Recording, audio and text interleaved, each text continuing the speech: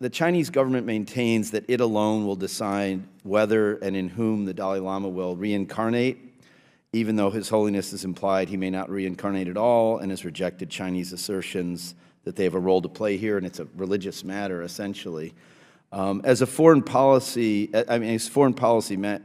fittingly reported earlier this year, China will no doubt anoint some successor to the Dalai Lama, and Tibetans will no doubt reject that person's legitimacy. Dr. Economy, if this scenario plays out, what will it mean for Tibetans in China and outside? I think Tibet is already under so much pressure. Of course, this would be a devastating blow to Tibet and to the Tibetan culture. And I think we see what's happening in Xinjiang.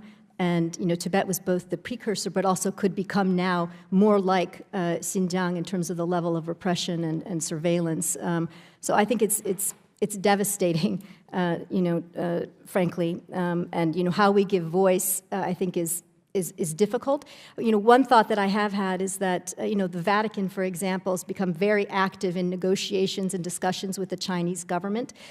It seems to me that the Pope and other religious leaders should actually stand up and take a more active role in talking to China about the religious aspects, religious and cultural aspects of Chinese repression.